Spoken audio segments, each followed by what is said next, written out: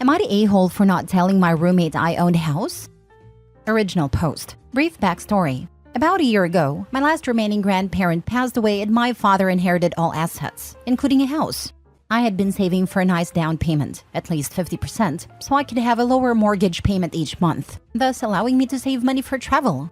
When my father inherited his house, which he had no interest in moving into yet, he offered to sell it to me for slightly below market rate, with the caveat that he and my stepmother could eventually move into the basement apartment. I agreed, because they're both incredible people who were not at all invasive and would give me my privacy if they lived there. So I paid a 60% down payment, financed the rest, and moved in. Present day. About 6 months ago, I started considering renting out the finished basement apartment. It has 2 bedrooms, 1 bathroom, a living room, and a small kitchenette, sink, fridge, microwave, but no oven. A friend of mine said his brother was moving to my city and needed a place. He's a brand new teacher and doesn't make great money, so he needed a place that wasn't expensive. I offered to let him rent my basement for way less than market rate of $650, which would include utilities. He readily accepted inside a year-long lease. Well, a few days ago, he asked if he could start paying the landlord directly instead of giving me rent money each month. I was under the impression my friend had told him I owned a house, so I was confused, and I told him we don't have a landlord and that I'm the owner. He got very upset and screamed at me for lying for over 6 months and taking advantage of him by making him pay so much in rent. For the record, an apartment similar to the one in my house would be well over twice what he's paying me, closer to 3 times for something as nice. He asked how much of my mortgage is covering, and I said, why does that matter? You're getting a nice quiet place to live, access to a full kitchen and laundry room, and you're paying an amount that you can afford. My personal finances aren't really a factor here. He stormed out of the room and slammed the basement door. He's still not speaking to me. I asked a few other friends and some family members, and most said I'm wrong for having him cover my mortgage payments.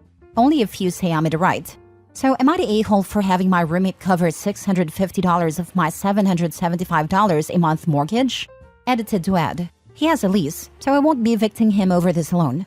If it does any damage or becomes hostile, I'll look at the eviction process. But for now, he will remain unless he chooses to break the lease, which I'd allow him to do if he wants. He also didn't bother to read the lease before signing. The lease clearly states I'm the homeowner. I didn't trick him or keep info from him. He simply didn't read what he was signing. I didn't get the house for almost free as some people choose to believe. My father has sold it to me for about 75% of its value, more or less as an advance on rent he and my stepmother will pay when they move in here in a few years. We all agree they won't pay monthly rent, but will contribute to utilities and groceries at that time. I also made a 60% down payment, so I have quite a bit invested, as well as paying about $1,500 a month out of pocket for taxes, insurance, maintenance, utilities, etc. Now for the top comments before reading the updates. I'm not understanding why dude's mad here.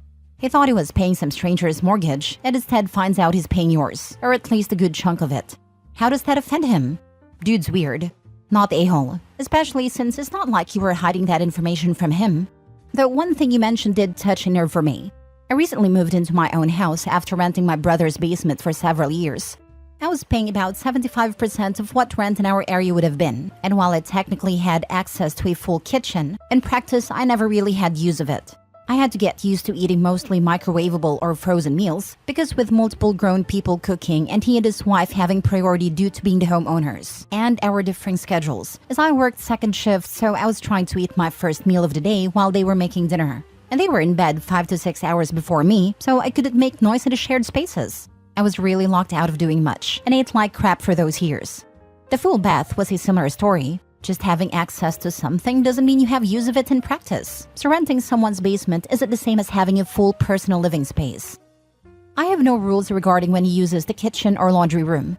I work long hours, so I'm not home a lot of the day and evening. He gets in at about 4 p.m. and I'm not back until closer to 8 p.m. OMG, are they freaking serious? What do they think people do when they rent? They cover the landlord's mortgage payment. You are definitely not the a-hole, and quite honestly, do not renew the lease with this person. How entitled can one person be? I rented an Airbnb for a few months when I was new to the area. More precisely, I rented a bedroom. Yes, I had access to the kitchen, shared bathroom with whoever else were guests, shared laundry room, and pool, but still, bedroom. For more than you're charging for a finished basement apartment. It sounds like your renter is going to get sticker shock when he moves out. Tell everyone who thinks you're ripping the guy off to check the market rate for the area, then go kick rocks. Were you supposed to let him stay for free? Again, not the a-hole, but I think I'd start looking for smarter friends. I'm only friends with his brother, and he thinks he's an absolute moron for being mad over cheap rent. He came over here yesterday and basically told his brother what an idiot he is, which made me laugh since I could hear him from upstairs. Well, at least you have him on your side. Good grief. I can't imagine going through life so dense. Don't forget, the tenant is a teacher, shaping young minds. I fear for future generations impacted by this buffoon. Not the a-hole. The question is the mortgage. Is fair market rate for what he's getting. I get the shock he's feeling, but is not entitled to free housing just because you're friends. God, I hate defending a landlord. Makes me feel dirty. I did not create an LLC or anything. Although I did have an attorney write the lease, I made sure it included no penalty for breaking it early as long as I'm given 45 days notice. I can definitely make the payments without a roommate, but wanted to be able to save more each month simply because I like to travel. And I'm also taking on the financial responsibility for repairs and such since I do own the house. You're also paying every other household bill for things he's using as well. Plus taxes, insurance, repairs. It can add up quickly. Taxes and insurance are more than the principal for my mortgage each month. Now for the first update. I intended to speak to him over the weekend, but he never returned my texts asking when a good time to discuss things would be. So Sunday afternoon, I sent a text stating I would be entering the basement at 6 p.m. Monday evening. He never replied. When I went into the basement, some of his belongings were there but some weren't. Bed was there but no dresser or side tables, and the second bedroom he was using as an office has nothing but boxes. The kitchenette was disgusting. The carpets were filthy, and walls had dents and divots in them, and the paint. I left him a note stating he needs to do some repairs and clean the kitchenette so as not to attract vermin. Then I went back upstairs. Well, he came back in today, early this morning, and was fuming at me for entering the basement without permission. I told him I had given him more than 24 hours notice per the lease via text message before entering his area. His reply was that he didn't get that because he blocked my number. So somehow it's still my fault for not informing him I would be down there. I asked him if he intends to stay out of the lease or if he wants to break it. He said he's leaving and will live in his car until he finds a new place. I told him that's fine and that if he has all his belongings out by the end of the month, I won't make him pay September and half of October's rent, as the lease requires, and I'll refund the days he isn't here. He tried to tell me he doesn't need to pay that rent because he has 45 days to vacate. But that's only the notice period if he intends to leave. The lease still requires rent for those 45 days. So he's mad about that. I told him I'm being kind by letting him out early with zero financial repercussions. He was also told he's required to leave the apartment as clean as it was when he moved in, which was spotless since I had it professionally cleaned prior to his lease beginning, or he would not get his deposit back. He's throwing a tantrum about that too. He seems to be working on clearing the rest of his stuff out now. I told him when he's done, send me notice in writing, text or email, and I'll send him a refund for the days in August he isn't occupying the apartment. I have indoor ring cameras that I turned off when he moved in, but I've turned them back on until he's gone. I won't trust that he won't do more damage. Right now, I've locked myself in my office on the second story since he's really mad and was throwing things around in the basement and main kitchen. His brother and sister-in-law are also coming over the next hour or so because I don't feel entirely safe being alone in the house with him. As soon as he gives me notice that he's completely vacated the apartment, I'll be changing or deleting all the passwords/codes for all the deadbolts, alarm system, internet, etc. so he can't access anything at all. I'm ready to be done with him and to feel safe in my own home again. Thanks to all who read the original post on AITA. I'll post any additional updates here in my profile, though I hope this is the end of it. Reality's gonna slap him so hard in the face. I think it already has. He moved all his stuff out, notified me of his complete vacancy of the apartment, and is already whining to his brother about not being able to find anything online in his price range, which I'm told is $800 a month with utilities included. He won't find that where we are, unless he shares a bedroom with at least one other person. Well, that's not your problem anymore, fortunately. Just focus on your well-being and safety. I hope you are safe. I think he cannot comprehend you being the owner. Such a moron. He made some vague threats. Nothing I feel I should call the police over, but I still let his brother know just in case. My friend's wife is mad and is on her way over. My friend will be here after he finishes work. Out of curiosity, how old is this guy? I'm also kind of amazed he's responsible for children if he's throwing tantrums like this. He's either 22 or 23. I don't remember. He graduated college in December, so his early 20s. I'm genuinely baffled by this guy. Like I'd move in right now for that price. And I don't even live in a state with particularly high cost of living. The only thing I can think of outside of straight mental issues is a huge sense of entitlement. Man's never been told no. As a teacher, my hot take. This guy was at the end of summer break when this started, not charging 45 days of September or October rent.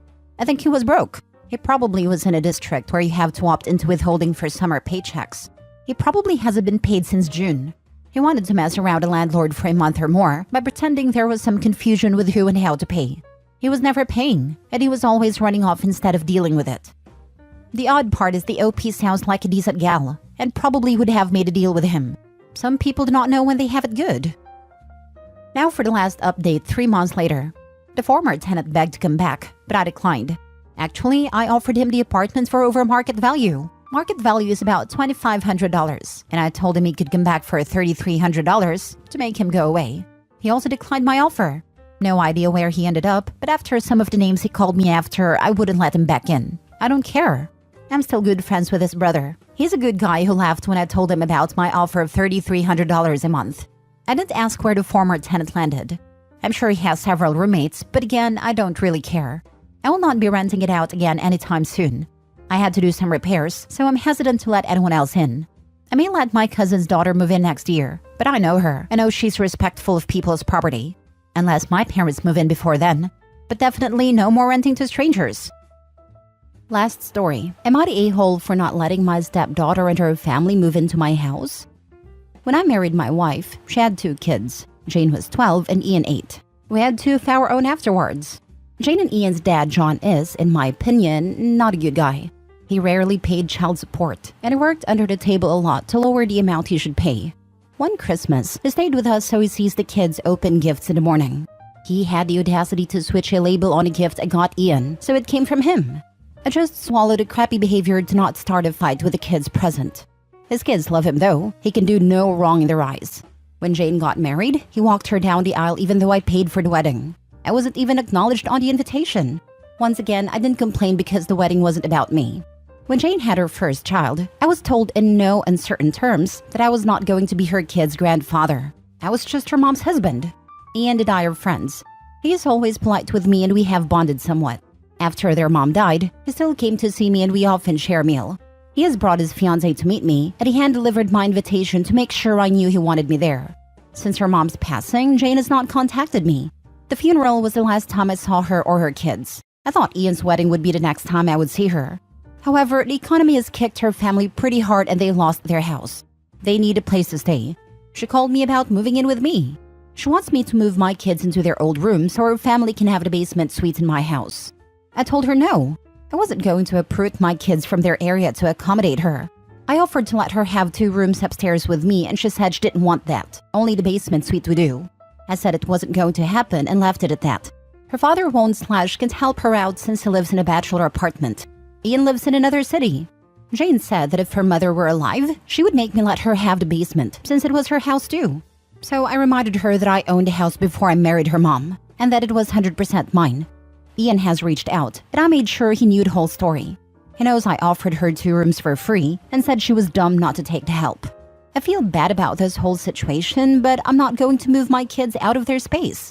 They're teenagers now, and I'm teaching them to take care of themselves. They're also still dealing with losing their mom. I am not super excited about letting someone who dislikes me into our lives, but I'm still willing to help her. I feel like an a-hole, but I'm not changing my mind. Am I the a-hole? Now for the top comments. Not the a-hole. You were always her mother's husband, not her stepfather. Or even as the father of her half-siblings. It also sounds like she hasn't even been in touch with them. Yet she's now happy to upset all your lives. Exactly. She's lucky you offered her the 2 bedrooms, because personally speaking, I wouldn't let her in my house after all the disrespect she has shown me right up until now. But OP is a better person than me.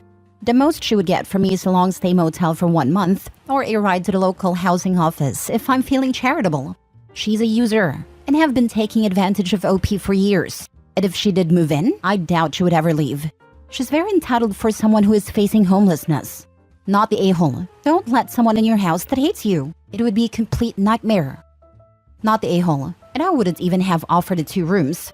It's her life. She is an adult. She made her choices. Not the a-hole. She doesn't like you but expects you to house her and her kids. I wouldn't even give them the 2 rooms because you know she's going to try and guilt your children to get them out of the basement. And constantly be hostile. She wanted the basement so that she wouldn't have to interact with the family, but not the family that actually lives in the house. The stress of allowing her to move in would be unrelenting. Not the a-hole. Your stepdaughter painted herself in this corner, and she'll need to figure a way out. Personally, I think you need to rescind the offer of 2 rooms upstairs, as I don't trust her, her husband, and her kids to not bully and harass your bio kids into giving up their space for her and her family. And like most leeches, once they move into free housing, getting them back out will take a Vatican-authenticated miracle. In my humble opinion, that's why they're so adamant about having the basement apartment, because she already knows this is a long-term living situation.